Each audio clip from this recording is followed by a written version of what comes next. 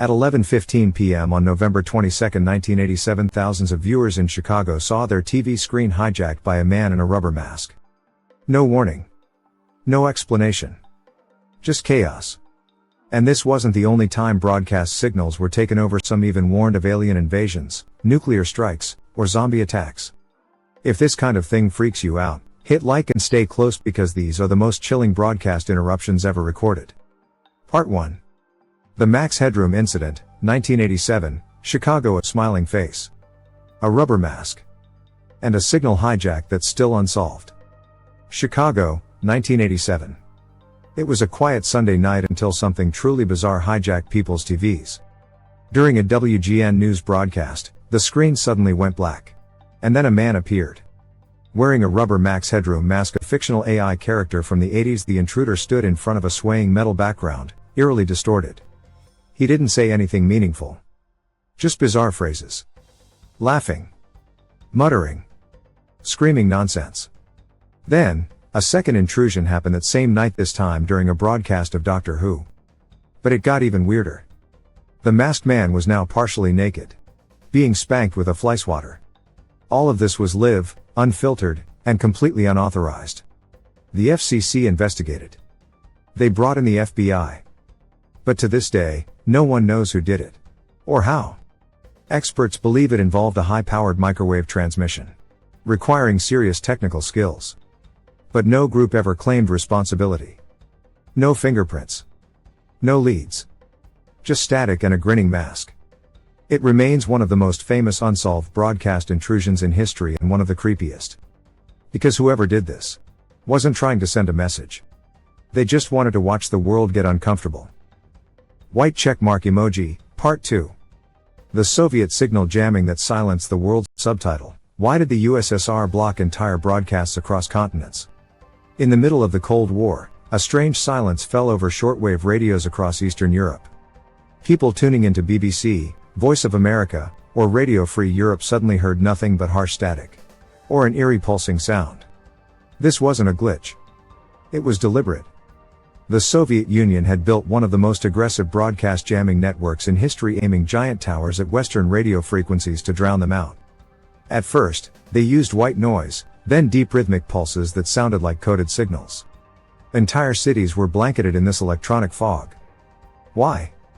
Because the USSR believed that foreign broadcasts were psychological weapons capable of spreading Western ideals and undermining communist control. But here's where it gets even creepier.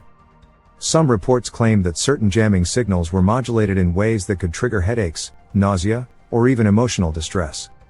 Whether that was intentional is still debated. But the power of these jamming systems was undeniable. They weren't just stopping a voice. They were stopping ideas. And the fear was mutual. The West also feared that these frequencies could carry subliminal messages or even mind control experiments. It became a war not of bombs, but of sound. What's more chilling? Some of these jamming stations, especially the ones near the Ukrainian border, remained operational well into the 2000s. Even after the fall of the Soviet Union.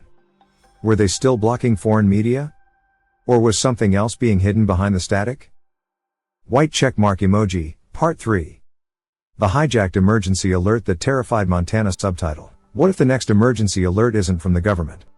On a cold February morning in 2013, residents of Great Falls, Montana turned on their televisions and got the shock of their lives. Right in the middle of regular programming, an official-looking emergency alert system, EAS, warning appeared. But instead of weather updates or Amber Alerts, a robotic voice calmly announced, "The bodies of the dead are rising from their graves. Do not attempt to apprehend these bodies. They are considered extremely dangerous." The screen flashed with the classic ease crawl. Sirens blared. Everything looked real. And for a few terrifying minutes, thousands believed they were witnessing the beginning of a zombie apocalypse. But it wasn't real. Hackers had breached the station's emergency alert system, a system designed to be nearly foolproof, and inserted this message. This wasn't a simple prank. It revealed a terrifying weakness. If someone could spoof the EAS signal once, they could do it again, potentially during a real crisis, spreading panic, or false information. Investigations later found that the station had failed to change the factory default password on their alert equipment. One simple mistake, and the entire region's trust in emergency messaging was shattered. Even more disturbing? That same message was injected into stations in Michigan and New Mexico the very same day, possibly by the same group. Until this day, no one truly knows who was behind it. Was it a coordinated cyber attack? Or just a test run for something much darker? White checkmark emoji, Part 4. The Max Headroom broadcast hijack, Chicago, 1987 subtitle. When reality broke, live, in front of millions. It was a quiet Sunday night on November 22, 1987, in Chicago. Viewers watching the 9 p.m. news on WGN-TV were suddenly jolted by something completely bizarre. The screen cut to black, then flickered back on. But it wasn't the news anymore. It was a man wearing a Max Headroom mask, wobbling in front of spinning metal, speaking in a distorted voice that made no sense. He's a freaking nerd. With his fingers on the buttons. For 25 seconds, chaos unfolded on screen. The station's engineers managed to cut it off. But the story wasn't over. 2 hours later, during an episode of Doctor Who on WTTW, a second interruption occurred. This time, the video lasted 90 full seconds. The masked figure danced, mumbled nonsense, exposed his backside, and was even spanked with a fly swatter. No message. No demands. Just disturbing, surreal confusion. Both times, the hacker completely bypassed the station's defenses. And back in 1987, this was nearly impossible to do without inside knowledge or military-grade tech. The most chilling part? No one was ever caught. Not a single suspect. Not a single explanation. The FCC and FBI opened investigations, but they led nowhere. To this day, it remains the most sophisticated and bizarre broadcast hijack in American history. Some say it was a prank. Others believe it was a test of something bigger. But one thing is certain, it wasn't supposed to be possible. White checkmark emoji, Part 5. Soviet jamming an amp, the War of Silence subtitle, when the USSR tried to silence the world, with pure static. During the Cold War, truth was the most dangerous weapon. The Soviet Union knew this and took radical steps to block Western ideas from reaching its citizens. So they launched one of the most aggressive broadcast jamming campaigns in history. Western shortwave radio stations like Voice of America, BBC, and Radio Free Europe tried to beam uncensored news into the Iron Curtain. But the Soviets fought back not with guns but with noise. They built massive jamming stations that blasted loud static, mechanical buzzes, and coded noise signals across entire radio spectrums. Some sounded like machine engines. Others were pulses, beeps, or low droning hums. Imagine tuning your radio to hear the truth and instead, you hear this, bzzzzzzzzzzzzzt. This broadcast has been interrupted by the Soviet Ministry of Communications. Entire cities had their airwaves flooded with jamming noise, 24/7. Even ham radio operators were forced off certain frequencies. What made it terrifying wasn't just the noise, it was what it represented, a state determined to erase reality. These jamming signals were so strong, they sometimes bled into other countries' communications, disrupting military, aviation, even emergency services in nearby NATO nations. And just like that, information became a battlefield. White checkmark emoji, Part 6. Hijacked emergency alerts, the day TV turned terrifying subtitle, when emergency systems were hacked and fear became broadcast. It was February 11, 2013, around 10:40 a.m. in Montana. TV viewers tuning into a morning show suddenly saw their screens flicker. Then, a deep robotic voice interrupted the broadcast and said, "Civil authorities in your area have reported that the bodies of the dead are rising from their graves." People panicked. Phones rang off the hook. Parents pulled kids from schools. But it was fake. The emergency alert system had been hacked. That day, hackers had exploited weak security protocols on station-level EAS equipment devices meant to interrupt TV and radio during real disasters. And this wasn't the only case. In 2017, an emergency warning flashed across TVs in California during prime time. A voice said, "Real emergency alert. Take shelter now." But again, there was no emergency. The alert was hijacked. The most chilling part? These weren't test signals. They were real alerts, using real federal access codes triggered by unauthorized actors.